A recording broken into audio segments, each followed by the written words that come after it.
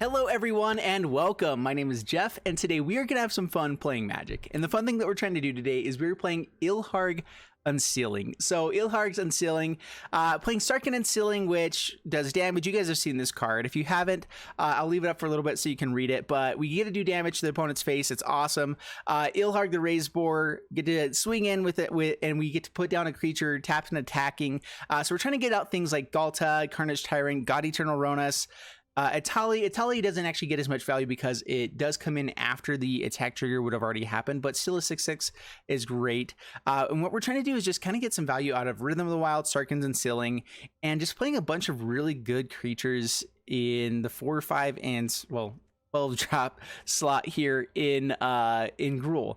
Gruul is one of my favorite colors. That's no secret. Love Gruul, and we're just playing all the fun things in it. So let's go ahead and get into the gameplay, see how this goes, and wish me luck. Before we jump into the gameplay, a quick thanks to Fusion Gaming for sponsoring this video. Be sure to head over to fusiongamingonline.com for all your Magic the Gathering needs. Check the link in the description below. All right, up against CJ, bring it on CJ, and we are playing Ilharg Unsealing, and this is looking like an okay hand. We at least have Sarkhan's Unsealing on turn 3. And that's good enough, hopefully. And the nice thing about Paradise Druids is that it's really hard for them to actually make sure that we don't have that plan on turn 3, unless they're playing counters or something like that. So let's see what we're up against. All right, black. All right, so 4 has passed the turn. Plays the Plains. All right, so Paradise Druid passed the turn. I probably should have played the forest there, actually, just thinking it might have been better to show that we aren't other colors, but oh well. All right, so Sarkhan's Unsealing. Get the value out now. They might have a Mortify. We'll see. They might also play something on Paradise Druid. We shall see. So they do have a Mortify, it looks like. Mortify, that's fine. We're just going to bide our time here. Probably play Bond of Flourishing and Paradise Druid for the next turn, and then get to an Atali. Seraph of the Scales, okay. Unsealing again.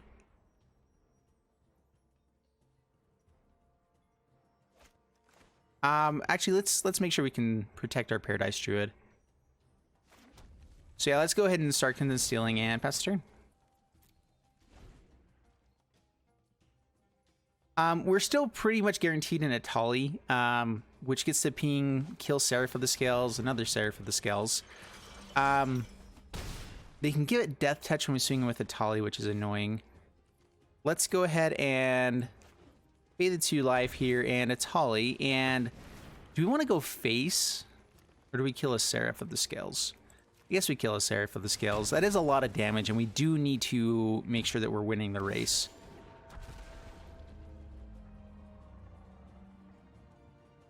So next turn, let's see. The Johnny, okay. It's to bring back nothing. So counter is probably just on the spirits, so they can be more aggressive here. Yeah, they're gonna leave back a blocker, so they're swinging for 7. So we need to find a big threat again. Ooh, not blocking at all. Interesting. Okay, down to 6. There we go. Carnage Tyrant is amazing. So we actually are going to swing in first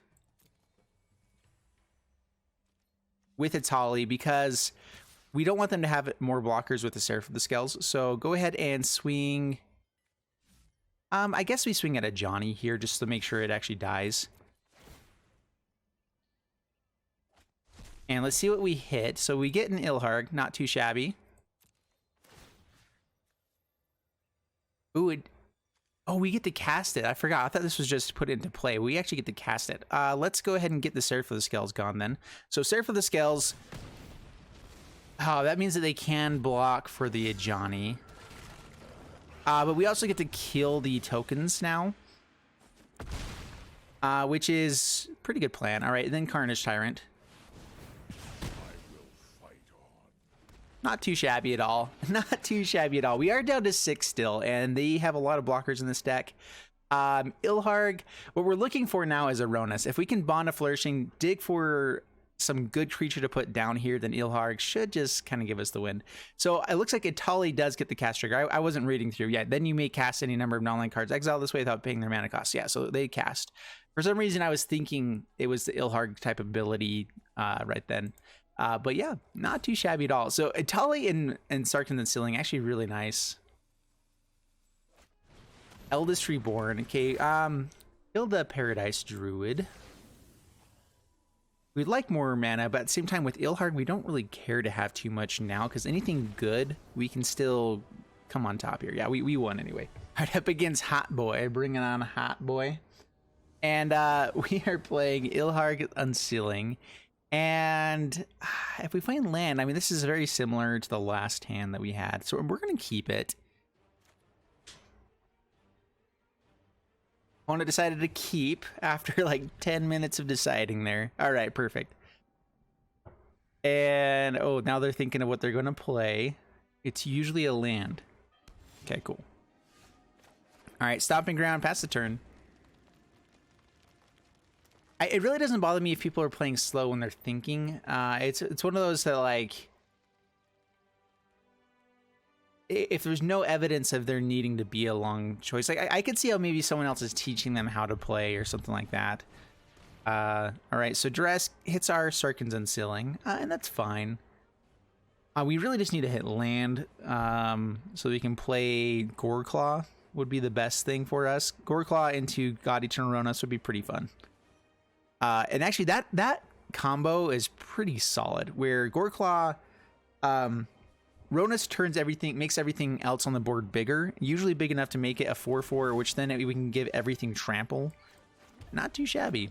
All right, so Paradise Druid. Not playing the Forest yet because I want to have another card that they think they might want to duress or something like that. But yeah, we get Goreclaw down next turn. And Rekindling Phoenix could be pretty good here too, but I think Goreclaw is definitely the best. Thought Erasure, boo. Probably has to get rid of Rekindling Phoenix. Maybe God Eternal Ronas. We have a lot of recurring threats. Goreclaw is pretty bad for them. Yeah, it gets rid of the Phoenix. Discard, discard, discard. Uh-oh. Hopefully we can get out of the thumb of the discard. All right, play the Forest and Goreclaw. Pass the turn. And next turn we can do some pretty fun stuff. We can Ronas for cheap, swing in with Paradise Druid. We can do quite a bit of damage. Okay, divest, takes the Ronas. Oh, bummer. Boo. All right, Paradise Druid. Play the Stomping Grounds. I already know that we have it. Swing in for 6, 7 actually. Down to 13, pass the turn. We have a very aggressive clock now. They do have to take care of the board. Did they miss a land drop? No, they played first. Yeah, so they missed a land drop last turn. Okay. No Kaya's Wrath. Is Sareth. Interesting. Alright, so Ilharg the Raze Boar.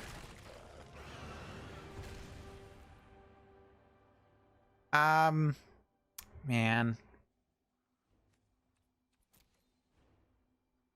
I'd hate to miss out on opportunity to damage when they... let's pass the turn. This will be fine.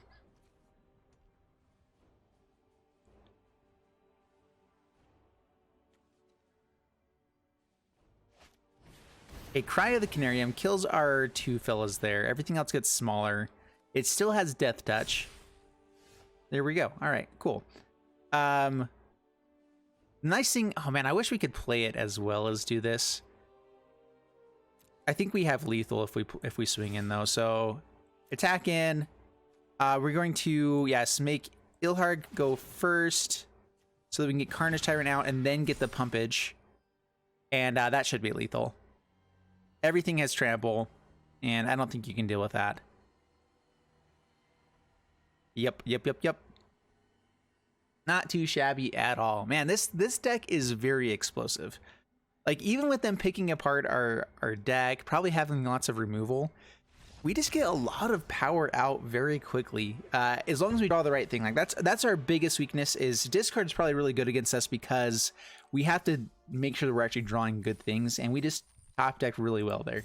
All right, up against Avold, bring it on Avold, and we are playing Ilharg's Unsealing again. And yeah, we're gonna keep it. Anytime we have a land war turn 1, enough lands to hopefully get to our good stuff. So hopefully we run into a couple of cheaper things along the way here. That would be the dream, and hopefully Land of War doesn't die here. That's another phenomenal dream of ours. Does it happen? No. No dreams for Jeff. Jeffrey got no dreams. All right, dude, I'm sorry, guys. It's late. It's like 1 o'clock in the morning right now. I decided to record after my wife and I got to watch a TV together, and I was, you know, being a good husband, but now I'm exhausted and loopy, and you guys have to deal with it. I'm sorry. Truly sorry. Well, we have found all of our big stuff and none of our ramp. We probably don't have quite enough ramp in this deck. I've been debating. It's been working out for me, and that's why I haven't gone up yet. But this is the type of hand that could happen, and we're worried about it. But opponent's also not doing much of anything yet, and they're going to have a hard time dealing with our big stuff once we get it out. If we can keep the Goreclaw out for a turn, dude, that'll be amazing. Yep, that'll be phenomenal. At risk factor, you know what, decline. You can have all the lands, all of the cards right now. Right now, when I'm worried about them actually being able to play everything, I'd rather not take damage, personally. All right, so Goreclaw, go. They're probably going to have more answers now as well. But if all of their answers are going towards our creatures, we just finally get to our Carnage Tyrants, and then they're going to have a really hard time dealing with our stuff. Going to kill the Goreclaw here, I'm pretty sure. Yep, skewer the critics. That's fine. A Lava Runner swings in for dose. That's fine. Down to 18. I still think that we're in pretty good shape. Ooh, Sarkhan's Unsealing as well. Not as good as Ilharg, though, in this situation. They might end up spending 2 burn spells to kill that, and that's fine. I'm still totally okay with that. Gutter Snipe, okay. Lava Runner, okay. Swings in, kill. That's fine. All right, Demanding Dragon. Oh, dude, Demanding Dragon, so good in this situation. We do run the risk of taking a ton of damage this next turn, but we also are going to be killing them a lot this turn. All right, so let's go. Swing in with Ilharg. We're gonna play the Demanding Dragon down. Are you gonna take oh my gosh, it's so much damage, and then we can play Carnage Tyrant afterwards as well. See, I wanted to make sure that we can, this is what we want. We want to be playing Carnage Tyrants, and we want to be bringing in Demanding Dragons with Ilharg, because the consistent ETB effect and the 5 damage in the air, like, they can't handle us another turn. They have to kill us this turn, and now we have a Carnage Tyrant blocking. It's so beautiful. Yeah, what do you do about that? That's just oh my goodness. Oh, it's so fun. All right, up against Jimbo. Bringing on Jimbo. Well, we're going to keep this because we have Bond of Flourishing. If we can find a land for Rythm of the Wild on turn 3, it's still good enough in our deck. Land of War. Uh-oh. Maybe not. Maybe not. All right, Forest, pass the turn. We would like to find some ramp. Ramp is always grand. I'm not sure if we play it before the Rythm of the Wild, though, here. We have a couple more turns. Maybe not. Maybe we don't have more turns. I feel a Galta coming on. Well, that sounds dirty. Anyway, I think just land. Yeah, just land. We need to keep our Goreclaw alive so then we can play Atali's Carnage Tyrants for cheap. Steel Leaf Champion. Yep. Down to 17. Okay, so, man, Rythm of the Wild. We are going so low in life here. Very, very bad. They missed the land drop last turn. Let's see what happens here. Rebel Belt Riders, dude, I think we're just dead. That's a very aggressive start. Yep. Exacxies. Dude, what a deck. I'm playing the wrong Gruul aggro right now. Up against Chilip, bring it on, Philip. Or, yeah, whatever. Anyway, we are playing Ilharg's Unsealing again. And, yep, we keep it. Definitely keep it. I really like Paradise Druid. I didn't think I liked it as much, but not having that fear of it just straight up dying to, like, targeted removal. Like, yes, there's Cryothlarium. They can hit it, and that's fine, but... like I feel less bad about dying to a Cryothlarium with it than I do just target removal like a Llanowar, like turn 1. That's the worst feeling ever. Ooh, Sarkhan Unsealing a Rythm of the Wild here. I think it's Sarkhan and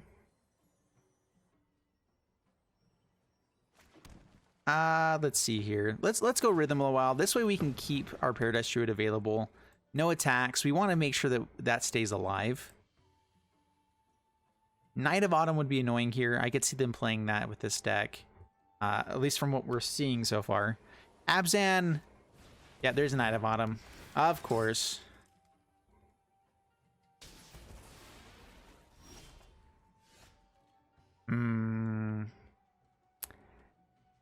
Let's Sarkhan's Unsealing.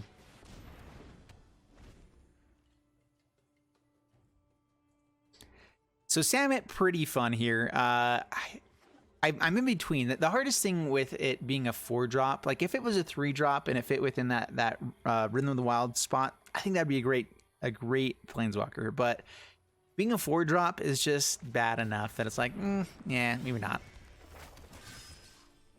All right, taking it.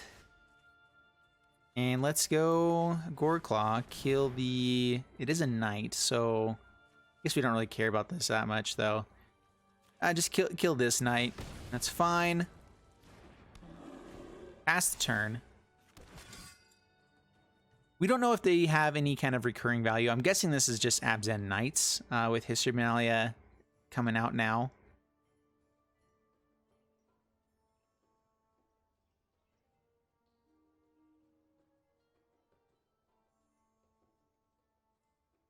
I'm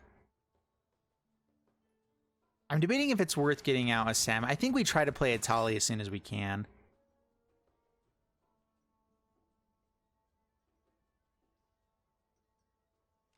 Especially if we can give it Trample with the Goreclaw. Pretty fun stuff. Alright, no blocks. Might have a Moment of Craving or something like that. A little Llanowar. Okay, with Llanowar means that we can... Now, let's get out of Tali. Getting out of Tali, typically the best plan. Kill... I guess Knight of Grace. It's going to get the most value from the History Benalia going off here. Alright, so assures it. Not bad. And now we will not attack. That's a lot of power swinging at us. It feels like they have a Moment of Craving or some kind of spell. Maybe it was just the Assure before. Which would have killed the Goreclaw.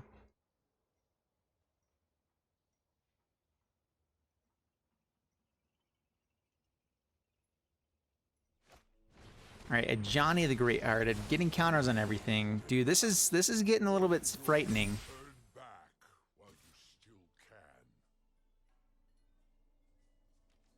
Alright, just swings in there. Yeah, no blocks. That's fine.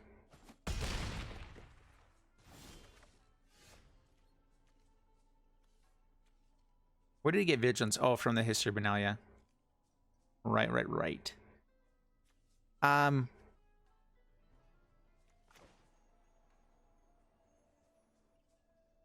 Yeah, let's just Demanding Dragon. Kill Knight of Grace.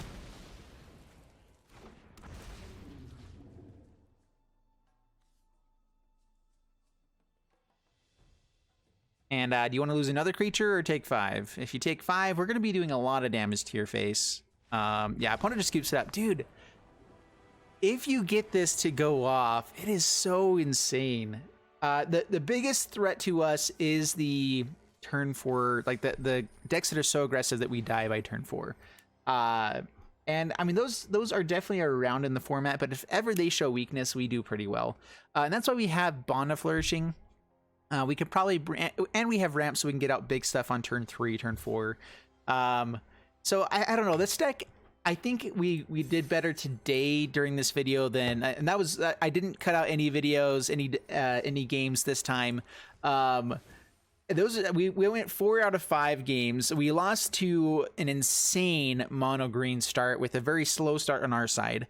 And I mean, the deck has a possibility here. I think that it can be tweaked. This was definitely built for fun rather than for like being the most optimal deck ever, because you know it's me, guys, come on. Anyway, so I hope you guys enjoyed the video. If you did, please leave a like, subscribe, leave down in the comments below the things you guys would change with the video or with the deck. Sorry, not with the video. I don't care what no, sorry. Anyway, I'll see you guys. It's late. Bye. Love ya. Goodbye.